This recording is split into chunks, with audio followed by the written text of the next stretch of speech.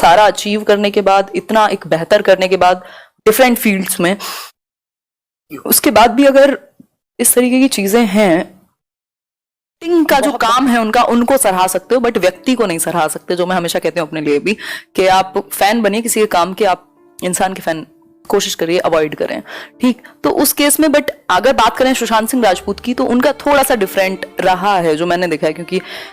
कुछ इंटरव्यूज का मुझे बहुत ज्यादा शौक है, तो मैं बहुत सारे इंटरव्यूज देखती हूँ, तो उसमें पता लगता है, साइकोलॉजी का थोड़ा सा शौक है, तो पता लगता है इंसान की बॉडी लैंग्वेज और पूरा एक जो थॉट प्रोसेस है कि वो यहाँ से कैसा है। स्क्रीन पे तो बहुत सारे लोग पता नहीं क्या क्या बोलते हैं, एक्टिंग तो स्पेशली मतलब ये जो पूरा बॉलीवुड की कैटेगरी है, मतलब मुझे बहुत सारे लोग सब्सटेंस वाले लगते नहीं है। जब इंटरव्यूज में आप देखते हो तो लगता है यार खाली है। तो उस केस में उनका एक मतलब इंटरव्यूज में भी जैसे एक वो इंटेलेक्ट होता है, वो उसमें आपको लगता है कि यार ये व्यक्ति हाँ कुछ है। दूसरा एक थॉटफुल जो होता है, दूसरा मतलब आप बैकग्राउंड उठा करके देखें, वो जो जर्नी है बिल्कुल स्क्रैच से शुरू करने वाली, फिर एकेडमिक्स में भी इतना अच्छा DTU में उन्होंने किया और सारी चीज़ें, मतलब आप अगर देखें ओवरऑल उठा करके तो एक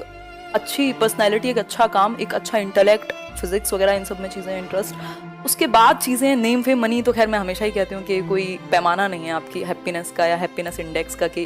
पैसा है या फेम है तो बहुत खुशी होगी, बट हाँ बहुत सारी चीज़ों में आसानी हो सकती है।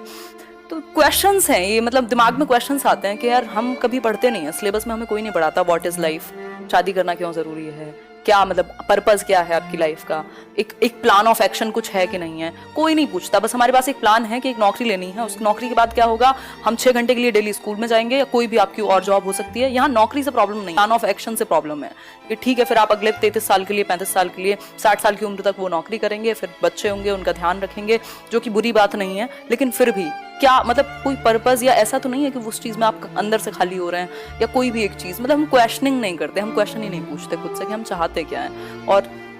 बहुत सारी चीज़ें हैं जिन चीज़ों पे हम टाइम डिवोट कर रहे हैं, मान लीजिए किसी का पर्पस ये है कि पैसा ही बनाना है, तो वो वर्थ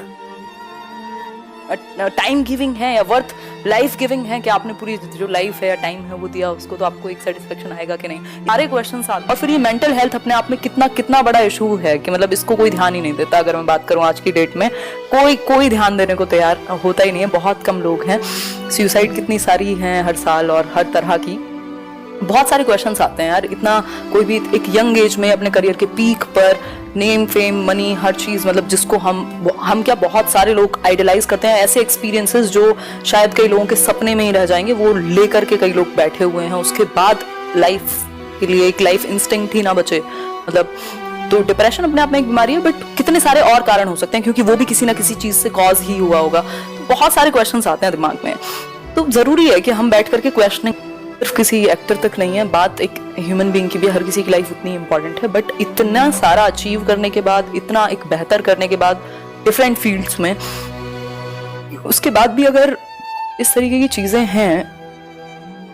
बहुत सारे क्वेश्चंस जनरेट होते हैं दिमाग में, ऐसे क्वेश्चंस आते हैं अपने आप, फॉर्म होते हैं क्वेश्चन अगर मैं कहूँ तो खैर ध्यान रखिए, अपना आसपास के लोगों का ध्यान रखिए, थोड़ा सा इंटरेक्ट करिए। आइसोलेशन भी अपने आप में एक बड़ी प्रॉब्लम है और कुछ ना कुछ करते ज़रूर रहिए। इस लॉकडाउन ने भी बहुत सारे लोगों को प्रभावित किया है, बट यही तो बात है ना, जिन फैक्टर्स को हम कंट्रोल नहीं कर सकते उन पे हम रो कैसे सकते हैं।